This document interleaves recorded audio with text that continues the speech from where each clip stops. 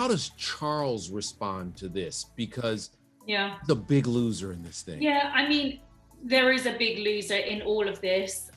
The couple have made a real point of speaking very warmly about the Queen. You know, Charles, I was told by a source very close to him, was despairing over this interview days before it went out. You wanted freedom from that life. You wanted freedom to make your own money. We didn't want to give up, or we didn't want to turn our backs on the associations and the people that we'd been supporting. I had 3 conversations with my grandmother and 2 conversations with my father before he stopped taking my calls, and then said, can you put this all in writing, what your plan is? When Harry was emailing his father to justify why he had done it, if Charles was despairing before it, one can only imagine how he's feeling after having watched it and heard exactly what the couple have to say. It's pretty bruising for Charles. There is Harry saying that he felt let down by his father, revealing that calls about really important things went unanswered. There came a point when Charles simply didn't want to hear anymore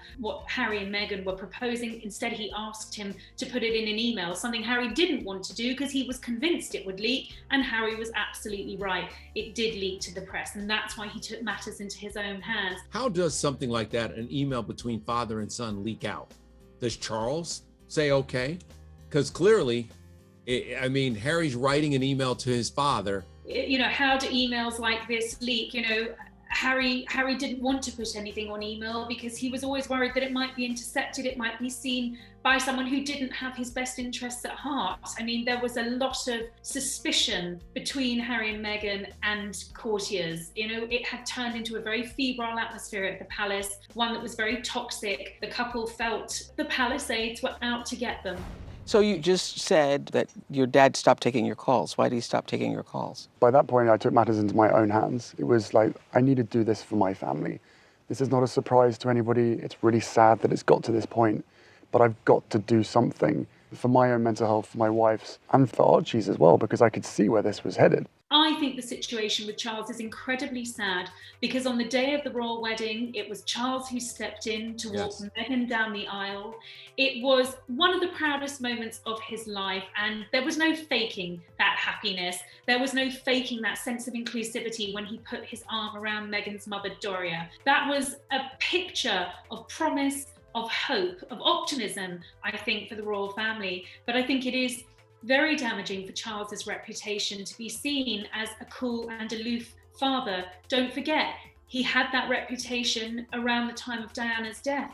People said he wasn't there enough for his sons, and that's why Harry had gone off the rails. Well, now here's Harry saying himself that later on in life too, his father wasn't there for him. And I think at a time when Charles's reputation is enjoying more popularity than arguably it ever has done. He's been a real hit during the pandemic. People have really warmed to Charles.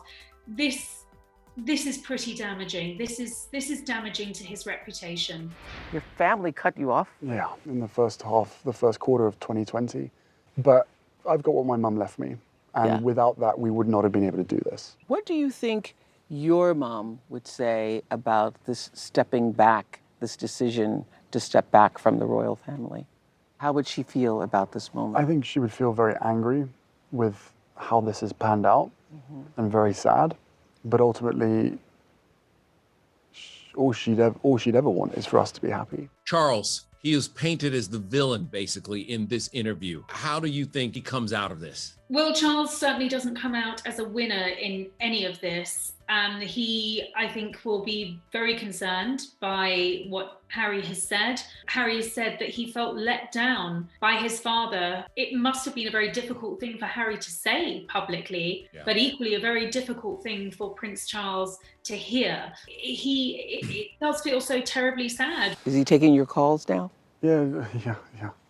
He is. There's a lot to work through there. You know, I feel really let down because he's been through something similar. He knows what pain feels like. And Archie's his grandson. But at the same time, you know, of course I will always love him. But there's a lot of hurt that's happened. This closeness quickly turned into resentment and detachment when essentially Charles wouldn't sit down and discuss what Harry and Meghan wanted for their future on the phone. And that's when we understand the relationship unraveled. But for Charles to hear that he felt let down by Harry will be very, very painful indeed.